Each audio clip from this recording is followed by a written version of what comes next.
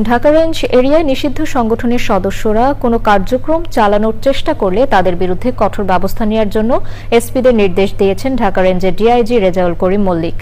সংবাদ সম্মেলনে তিনি বলেন, নিষিদ্ধ সংগঠনের অনলাইন অথবা অফলাইন যে কোনো কার্যক্রম নজরদারি করবে পুলিশ। এছাড়া নিষিদ্ধ সংগঠন আওয়ামী লীগের কার্যক্রমের কোনো তথ্য পেলে আইনানুগ ব্যবস্থা নেওয়ার ঘোষণা দিয়েছে গোয়েন্দা পুলিশ ডিবি। শহীদুল্লাহ রাজুর রিপোর্ট। বান্ডেল থাকলে প্রতি সেনমানিতে টাকা বাঁচবে। বিকাশ সেনমানি বান্ডেল কিনে জিতুন প্রতি লেনদেনে।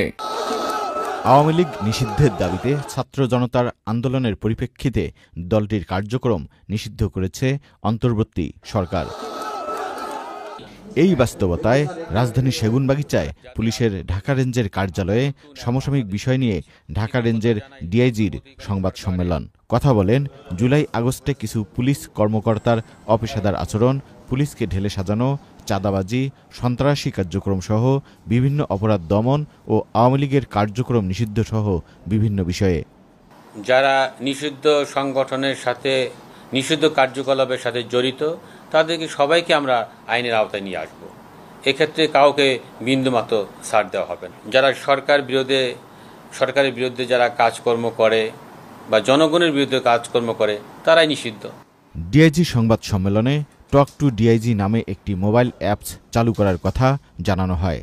এই অ্যাপের মাধ্যমে যে কোনো তথ্য দেয়া ও ডিআইজির সাথে সরাসরি যোগাযোগ করা যাবে। গোপন থাকবে তথ্যদাতার নাম। অবৈধ অস্ত্র, গুলি, বোমা ও গাড়িসহ 5 ডাকাত সদস্য গ্রেপ্তারের বিষয়ে অন্য এক সংবাদ সম্মেলনে বিভিন্ন অপরাধ নিয়ন্ত্রণের বিষয়ে কথা বলে গোয়েন্দা পুলিশ।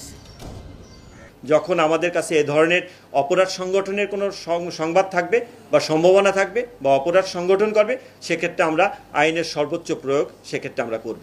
চাঁদাবাজি, চুরি, ছিনতাই সহ যে কোনো সন্ত্রাসী কর্মকাণ্ড কঠোর হাতে দমনের ঘোষণা দিয়েছেন পুলিশ কর্মকর্তারা।